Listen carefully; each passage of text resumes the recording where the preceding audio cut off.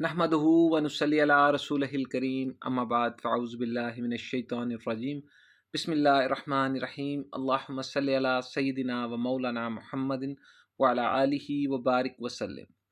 تمام احباب کو السلام علیکم ورحمۃ اللہ وبرکاتہ۔ آج ہم صحابہ میں جس عظیم صحابی کا ذکر کرنے جا رہے ہیں، جن کے بارے میں بات کرنے جا رہے ہیں، ان کا اسم گرامی حضرت سمان بن عسال رضی اللہ تعالیٰ عنہ ہے۔ رسول اکرم صلی اللہ علیہ وآلہ وسلم نے 6 ہجری میں دعوت اسلام کے دائرے کو وسیع کرنے کا ارادہ فرمایا۔ اس کے لیے آپ نے عرب و عجم کے حکمرانوں کو 8 دعوتی خطوط لکھے۔ آپ صلی اللہ علیہ وسلم نے جن حکمرانوں کے پاس یہ خطوط ارسال فرمائے تھے، ان میں سے ایک نام سمان بن عسال حنفی بھی تھا۔ سمان کو اہم حکمرانوں میں شامل کرنا اور ان کے یہاں دعوتی خط روانہ کرنا حیرت انگیز اور قابل تعجب اس لیے تھا کہ وہ نہایت با اثر اور اہم شخصیت کا مالک تھا۔ وہ دور جاہلیت میں عرب کا ایک حکمران، بنو حنیفہ کا ایک اہم سربراہ اور دہ رئیس اور علاقہ یمامہ کے ان بادشاہوں میں سے تھا جن کی کوئی بات ٹھکرائی نہیں جاتی۔ جب سمان کے پاس رسول اکرم صلی اللہ علیہ وآلہ وسلم کا پیغام پہنچا تو اس نے اس کے ساتھ نہایت توہین آمیز اور غیر ذمہ دارانہ رویہ اپنایا۔ جھوٹے پندار اور جاہلانہ غرور نے اس کو گناہ پر جماعت دیا اور اس نے دعوت حق سے اپنے کان بند کر لیے۔ پھر شیطان اس پر سوار ہو گیا اور بربراز سے رسول اللہ صلی اللہ علیہ وسلم کو قتل کر کے ان کی دعوت کو نیست و نابود کر دینے پر انگیختہ کرتا رہا۔ وہ رسول اللہ صلی اللہ علیہ وسلم پر بے خبری کی حالت میں اچانک حملہ کر کے آپ صلی اللہ علیہ وسلم کا کام تمام کر دینا چاہتا تھا، نعوذ باللہ من ذالک۔ اور اپنے اس ناپاک منصوبے کی تکمیل کے لیے وہ کسی مناسب موقع کا انتظار کرنے لگا، اور اگر اس کے چچا نے عین وقت پر اس کو اس کے منصوبے پر عمل کرنے سے روک نہ دیا ہوتا تو اس کا گھناؤنا انجام یا جرم پایہ تکمیل کو پہنچ گیا ہوتا یا پہنچنے والا ہوتا، مگر اللہ تعالیٰ نے اپنے نبی کو اس کے شر سے محفوظ رکھا۔ سمامہ اگرچہ رسول اللہ صلی اللہ علیہ وسلم کے ارادہ قتل سے باز آ گیا، لیکن وہ آپ صلی اللہ علیہ وآلہ وسلم کے صحابہ کو قتل کرنے کے ارادے سے دستبردار نہیں ہوا۔ وہ برابر اور ان کے طاق میں لگا رہا۔ آخرکار وہ چند صحابہ پر قابو پانے میں کامیاب ہو گیا اور ان کو نہایت دردناک طریقے سے قتل کر دیا، شہید کر دیا۔ اس وجہ سے رسول اللہ صلی اللہ علیہ وسلم نے صحابہ میں سے اس بات کا اعلان فرما دیا کہ وہ جہاں کہیں ملے قتل کر دیا جائے۔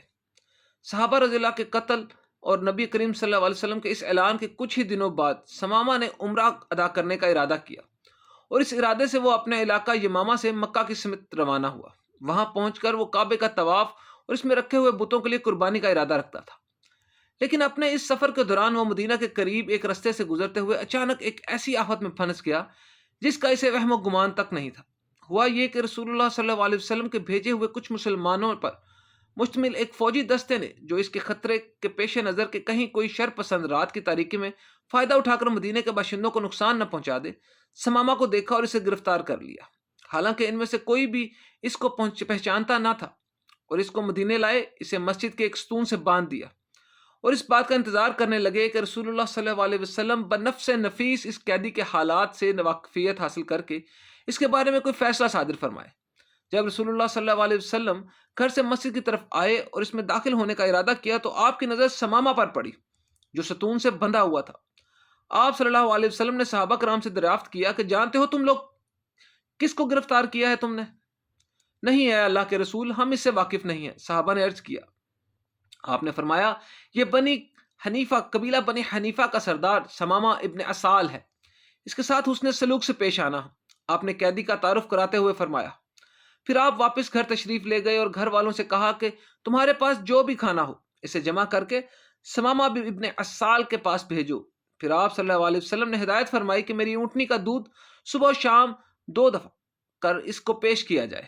پھر آپ صلی اللہ علیہ وسلم سمامہ کو اسلام کی طرف مائل کرنے کے خیال سے اس کے پاس تشریف لے گئے اور اس سے پوچھا کہ سمامہ، تمہارا کیا خیال ہے؟ تم ہماری طرف سے کسی قسم کے سلوک کی توقع رکھتے ہو؟ میں آپ کے متعلق اچھا گمان اور آپ سے اچھے برتاؤ کی امید رکھتا ہوں، لیکن اگر آپ میرے قتل کا فیصلہ کرتے ہیں تو ایک ایسے شخص کو قتل کرائیں گے جو قتل کا مجرم ہے، اور اگر احسان کر کے مجھے چھوڑ دیں تو ایک ایسے احسان شناس کو اپنے ممنون کر پائیں گے جو آپ کو مال کی خواہش ہے تو وہ بھی فرمائے گا، جتنا مال چاہے دیا جائے گا۔ اس نے جواب دیا۔ اس گفتگو کے بعد رسول اللہ صلی اللہ علیہ وسلم نے سمامہ کو اس کے حال پر چھوڑا اور 2 روز تک اس سے کوئی تعارض نہیں کیا۔ اس دوران اس کے پاس حسب معمول کھانا پینے کی چیزیں اور اونٹنی کا دودھ برابر پہنچتا رہا۔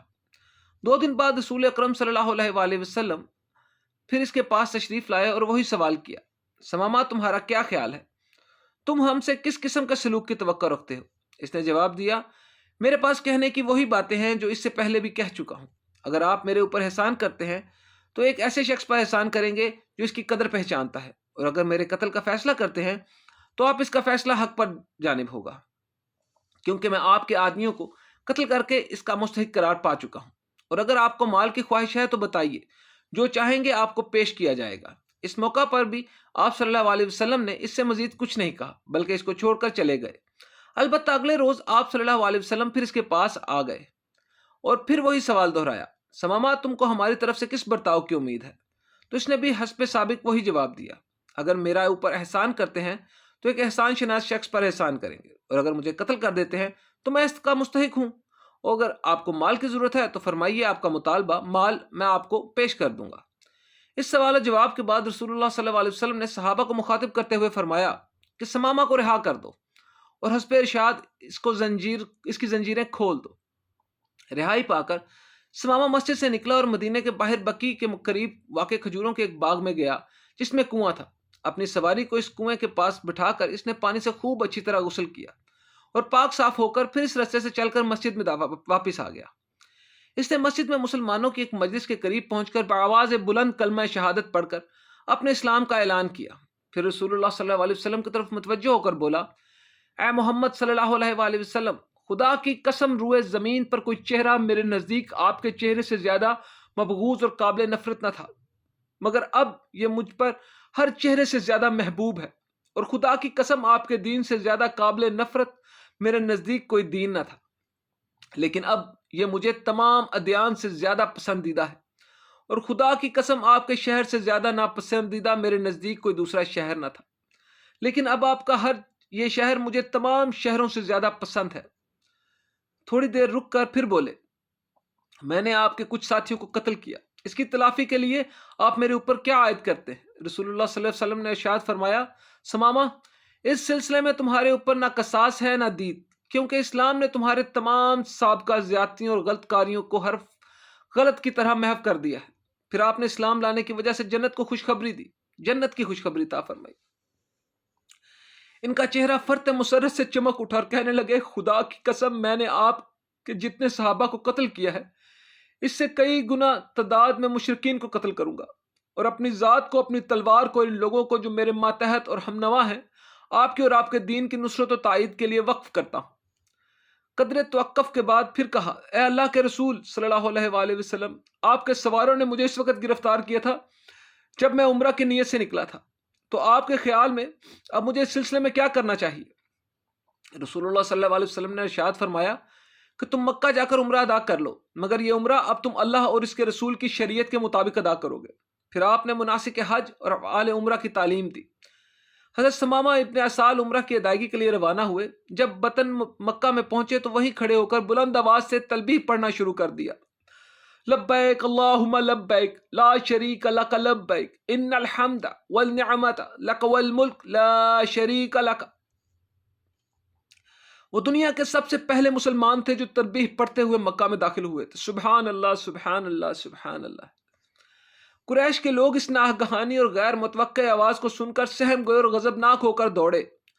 انہوں نے اپنی تلواریں بے نیام کر لیں اور آواز کی طرف لپکے تاکہ اس شخص پر ٹوٹ پڑے جو ان کے کچھار میں گھس آیا تھا۔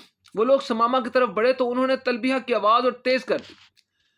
وہ ان کی طرف نہایت لاپرواہی اور بے خوفی کے ساتھ دیکھ رہے تھے۔ ایک قریشی جوان نے تیر چلا کر ان کو قتل کرنا چاہا، مگر دوسرے نے اس کو یہ کہتے ہوئے ایسا کرنے سے روک دیا کہ تیرا برا ہو، جانتا ہے یہ کون ہے؟ یہ یمامہ کا بادشاہ ثمامہ ابن اسال ہے۔ اگر تو نے اس کو کوئی نقصان پہنچایا تو اس کے قبیلے والے ہمارے یہاں غلے کی برآمد روک کر ہم کو بھوکوں مار دیں گے۔ پھر وہ لوگ اپنی تلواریں میان میں کر کے حضرت ثمامہ کے پاس آئے اور ان سے بولے، ثمامہ یہ تم کیا ہو گیا ہے؟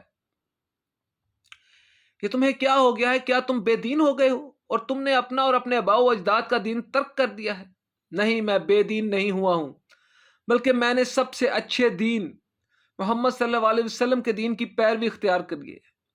حضرت ثمامہ نے جواب دیا، اس کے بعد انہوں نے کہا، اس گھر والے کی قسم، میرے واپس جانے کے بعد یمامہ کے گیہوں کا ایک دانہ اور وہاں کی پیداوار کا کوئی حصہ اس وقت تک تمہارے یہاں نہیں پہنچے گا جب تک تم سب کے سب محمد صلی اللہ علیہ وسلم کا اتباع نہ اختیار کر لو۔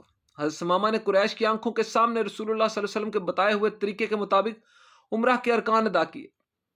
انہوں نے غیر اللہ اور بتوں کے لیے نہیں، خدا تعالیٰ کی خوشنودی کے لیے قربانی کے جانور ذبح کیے اور واپس اپنے وطن لوٹ آئے۔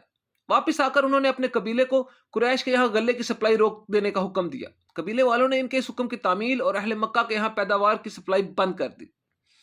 اقتصادی پابندی جو ثمامہ ابن اسال نے قریش کے خلاف لگائی تھی، بتدریج سخت سے سخت تر ہوتی گئی۔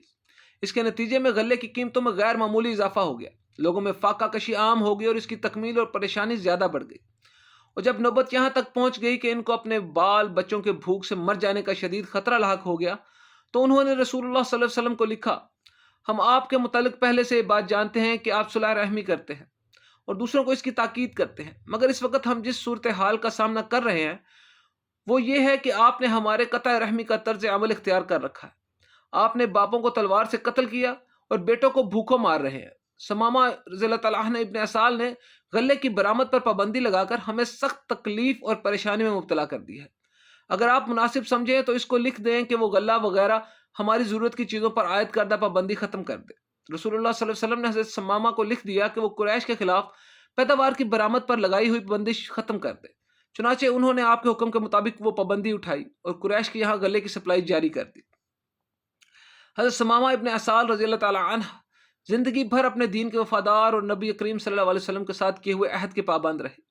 جب رسول اللہ صلی اللہ علیہ وسلم کی وفات ہو گئی اور اہل عرب اجتماعی اور انفرادی طور پر اللہ کے دین سے نکلنے لگے اور مسلمہ کذاب نے بنو حنیفہ میں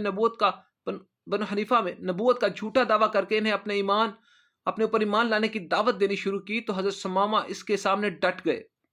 انہوں نے اپنی قوم کو سمجھایا کہ بنو حنیفہ کے لوگ خبردار، اس گمراہ کن دعوت کو ہرگز قبول نہ کرنا جس میں نور ہدایت کا دور دور تک پتہ نہیں۔ خدا کی قسم، یہ شقاوت بدبختی ہے جس کو اللہ تعالیٰ نے ہم میں سے ان لوگوں پر مسلط کیا ہے جو اسے اختیار کرے، اور زبردستی امتحان و آزمائش ہے ان لوگوں کے لیے جو اس سے اجتناب کریں۔ انہوں نے مزید فرمایا، بنو حنیفہ والو، ایک وقت میں دو نبی نہیں ہو سکتے۔